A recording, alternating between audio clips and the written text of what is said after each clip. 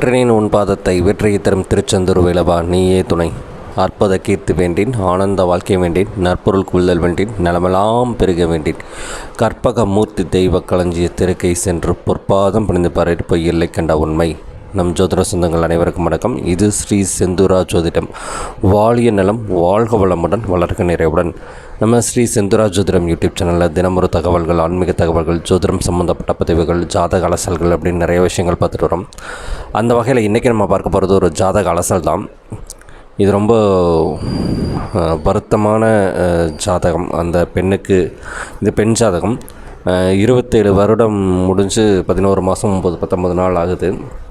இது ஏன் இந்த மாதிரி சொன்னேன் அப்படின்னா, இந்த பெண்ணுக்கு ஒரு சமீபத்தில் அவங்க கணவர் தவறிட்டாங்க. அப்போது அப்படிப்பட்ட ஜாதக அமைப்பு எப்படி இருக்கும், எப்படி இந்த ஜாதகத்தை இப்போ திருமண சந்தையில் பொருத்தி இருக்கணும், பெற்றோர்கள் எந்த மாதிரி கவனமாக இருக்கணும் அப்படிங்கிறதுக்கான ஒரு விழிப்புணர்வாகவும் இந்த ஜாதகத்தை நீங்கள் எடுத்துக்கலாம். ஒவ்வொரு ஜாதகமும் ஒவ்வொரு படிப்பினை. அப்படிப்பட்ட அந்த ஜாதகம் இப்படி இருந்தால் எல்லாருக்கும் இப்படி தான் நடக்குமா அப்படிங்கிறதெல்லாம் கிடையாது. அதுக்கு நீங்கள் ஒரு ஜோதிடரை கன்சல்ட் பண்ணிட்டு உங்களுக்கு என்ன திசாபுத்தி நடக்குது, என்ன மாதிரி விஷயங்கள் பண்ணணும், அதற்கான விஷயங்கள் என்னென்ன இருக்குது அப்படிங்கிறத கவனிச்சுக்குங்க அப்படிங்கிறது தான் இந்த பதிவு. சரி, இந்த ஜாதகத்துக்குள்ளே போவோம். இந்த ஜாதகர் பிறந்தது பார்த்திங்கன்னா 9/5/1998 10:40 PM ஈரோட்டில் தான் பிறந்திருக்கிறாங்கன்னு வச்சுக்கோங்க. லக்னமாக வந்திருக்கிறது தனுசு லக்னம், ராசியாக வந்திருக்கிறது துலா ராசி, சித்திரை நட்சத்திரத்தில் பிறந்திருக்கிறாங்க. லக்னாதிபதி எங்கே உட்காந்துருக்கிறார்? லக்னத்துக்கு 3ஆம் இடத்துல உட்காந்துருக்கிறார். ஒரு கால் பங்கு மறைவுஸ்தானத்தில் உட்காந்துருக்கிறார். இருந்தாலும் சுயசாரத்தில் உட்காந்துருக்கிறாங்கிற வகையில் சிறப்பு தான். ஆனாலும் கொஞ்சம் ஒரு நெருடல் இருக்க தான் செய்யுது. ஏன்னா அவர் சுகஸ்தானத்துக்கு விரயஸ்தானமான 3ஆம் இடத்துல தைரிய வீரியஸ்தானத்தில் கேது கூட சேர்ந்து அமர்ந்திருக்கிறார். அப்படிங்கும்போது அது கொஞ்சம் ஒரு ட்ராபேக் தான். சரி, பஞ்சமாதிபதி நல்லா இருக்கிறாரா? ஆட்சி விலை பெற்று உட்காந்துருக்கிறார், சூப்பராக இருக்கிறார் அப்படின்னு நம்ம நினச்சி சந்தோஷப்பட முடியாது. ஏனென்றால் இங்கு அவர் பாக்கியாதிபதியால் அஸ்தமனம் செய்யப்பட்டிருக்கிறார். பாக்கியாதிபதியால் அஸ்தமனம் செய்யப்பட்டிருக்கிறது ஒன்றும் பெரிய விஷயம் இல்லையா? அந்த காரகத்துவத்தை எடுத்து சூரியன் செஞ்சிருவாரேன்னு எடுத்துக்கிட்டீங்க அப்படின்னா, அங்கே இணைந்திருக்கிறது சனி பகவான். சூரியன், சனி, செவ்வாய் மூவரும் இணைஞ்சு 5ஆம் இடத்துல இருக்கிறது. இது கண்டிப்பாக பூர்வ ஜென்ம கர்மதோஷத்திற்கான வழிதான். இன்னொரு சூட்சமமாக இங்கே ராகு பகவான் கேது சாரத்திலும், கேது பகவான் ராகு சாரத்திலும் இருக்கிறாங்க. இப்போ ராகு கேதுக்கள் சார பரிவர்த்தனை செய்திருக்கிறாங்க. இது கண்டிப்பாக பூர்வ ஜென்ம கர்ம தோஷம், அந்த வினை பயனை அனுபவித்தே தீர வேண்டுங்கிற அமைப்பு. சரி, 5ஆம் இடத்துல எப்படி அது மட்டும்தான் காரணமா அப்படின்னு பார்த்தா, 5ஆம் இடத்திற்கு கேதுவின் பார்வை. அப்போ 5ஆம் இடத்திற்கு பாருங்கள், சூரியன் செவ்வாய் இணையக்கூடாத இணைவு. ஏன்னா இடுகதிர் செவ்வாய் எவ்விடத்திலும் கூடினாலும் அவள் இளவயதில் அமங்கலிதானேன்னு ஒரு பாட்டு இருக்குது.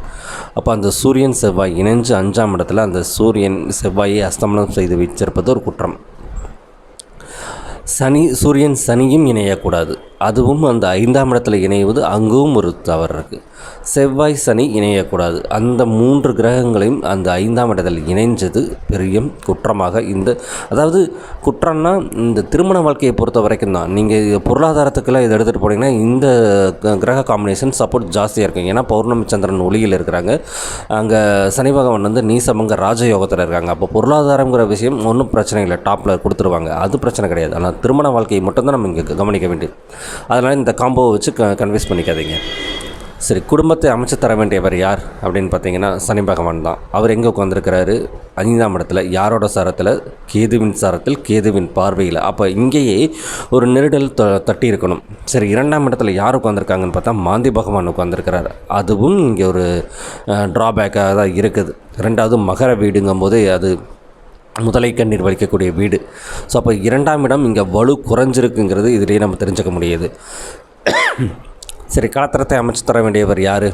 புதன் பகவான். அவர் எங்கே உட்காந்துருக்கிறாரு? 4ஆம் இடத்துல. எப்படி உட்காந்துருக்கிறாரு?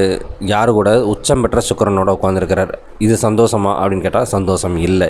ஏன்னா புதனுக்கு அங்கே நீசபங்க ராஜயோகம் கொடுத்தாலும் அவர் அமர்ந்திருக்கிற சாரம் சுயசாரம், ரேவதி நட்சத்திரம், 4ஆம் பாதம். இது என்னென்னா கண்டாந்திர தோஷம் அப்படின்னு நம்ம சொல்லக்கூடிய அமைப்பு. இது வந்து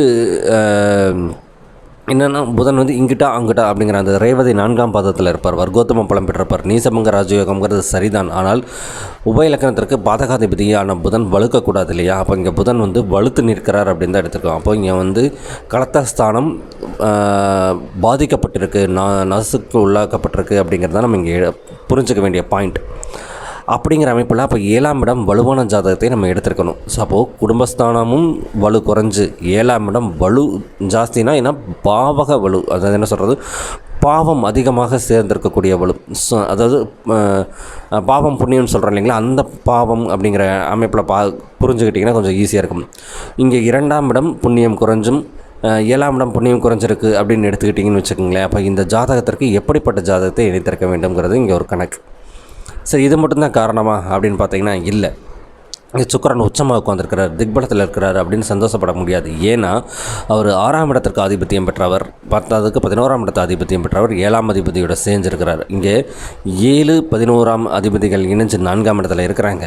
அதுவும் இல்லாமல் 5, 9 அதிபதிகள் இணைஞ்சு 5ஆம் இடத்துல இருக்கிறாங்க. இந்த 2 காம்போவும் திருமண வாழ்க்கையை ஒரு தொந்தரவு தரக்கூடிய காம்போக்கள். அப்படிங்கும்போது இதையும் பிரித்து இந்த ஜாதகத்திற்கு நம்ம பார்க்கணும். இந்த கிரக இணைவுகளை புரிஞ்சுக்கிட்டு அதற்கு ஏற்ற ஜாதகத்தை நம்ம தேர்ந்தெடுக்கணும். சரி, இது மட்டும்தான் காரணமா அப்படின்னா அதுவும் இல்லை. இங்கே சுக்கிரனுக்கும் சூரியனும் பக்கத்து கட்டங்களில் இருந்தாலும் வான வீதிகளில் ஒன்றும் கோடுகள் கிடையாது. இதோட சுக்கிரனோட ஆதிக்கம் முடிஞ்சது இதிலிருந்து அப்படிங்கிற மாதிரி கிடையாது. அப்போது அந்த வான வீதிகள் கோடுகள் கிடையாது. அங்கே சுக்கிரனுக்கும் சூரியனுக்கும் இடைவெளி பார்த்திங்கன்னா கிட்டத்தட்ட ஒரு 43 டிகிரி பக்கம் இடைவெளி வந்துருக்கு. இதுவும் திருமண வாழ்க்கை ஒரு பிரச்சனைக்கு வரக்கூடியது.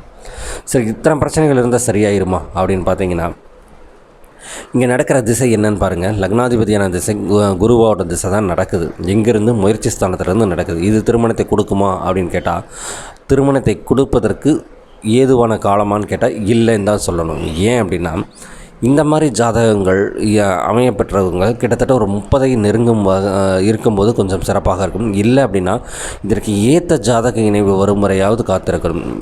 ஏன்னா ராகு கேதுக்களுக்குள்ள அனைத்து கிரகங்களும் அடைப்பட்டு கிடக்கிறது. இதுவே காலசர்ப்ப தோஷம் நம்ம சொல்லுவோம். அப்படி இருக்கும் பட்சத்தில் விரைவாக திருமணம் அப்படிங்கும்போது அதுக்கேற்ற ஜாதகம் கண்டிப்பாக வேண்டும். நான் முன்னாடியே சொன்ன மாதிரி சூரியன், செவ்வாய், சனி இந்த முக்கூட்டு கிரகங்களை பிரித்து போட்டிருக்கணும். முக்கூட்டு கிரகங்கள்னால் சுக்கிரன், புதனும் சூரியன் தான் நீங்கள் எடுத்துகிட்ருக்கீங்க. அது சரிதான். ஆனால் இங்கே இருக்கிற அடைவுகளுக்கு நான் சொல்லும்போது இந்த கிரக இணைவுகளை நாங்கள் கண்டிப்பாக பிரித்து போட்டிருக்க வேண்டும். அதே மாதிரி பூர்வ ஜென்ம கர்மதோஷம் நான் முன்னாடியே ஒரு வார்த்தையை சொன்னேன். அதற்கான சரியான ஜாதக இணைவும் தேர்ந்தெடுக்க வேண்டும். 7ஆம் இடம் நம்ம சொல்லக்கூடிய அந்த கலத்தர தோஷத்துக்கான விஷயங்களும் அந்த ஆப்போசிட் ஜாதகத்தில் இருக்கணும். அது மட்டும் பத்தாதுங்க. முக்கியமான விஷயம் அட்டமாதிபதினு சொல்லக்கூடியவர். ஏன்னா மங்கல்ய ஸ்தானாதிபதி இல்லையா, அந்த சந்திரன் எங்கே உட்காந்துருக்காருன்னு பாருங்கள், 11ஆம் இடத்துல உட்காந்துருக்கிறாரு. ராகுவின் பார்வையும் பெறுகிறார்.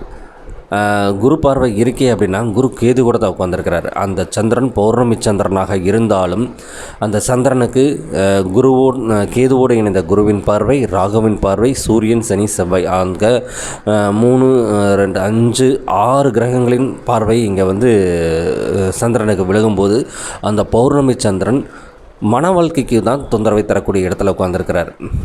அப்படிங்கிற அமைப்பு இங்கே காண முடியுது.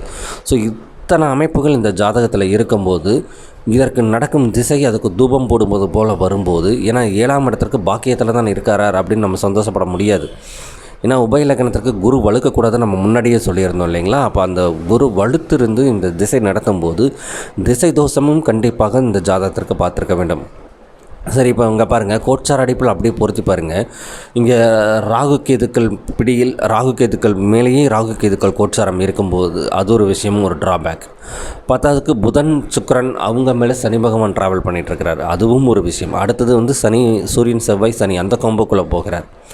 கண்டக சனியாகவும் அஷ்டம சனியாகவும் வரக்கூடிய காலகட்டம். அப்போ இந்த ஜாதகத்தை பொறுத்த வரைக்கும் வெறும் நட்சத்திர பொருத்தத்தை மட்டும் வைத்து திருமண மாற்றங்கள் போனீங்கன்னா மண்குதிரை நம்பி ஆற்றுல இறங்கின மாதிரியான கணக்கு தான் ஆகும்.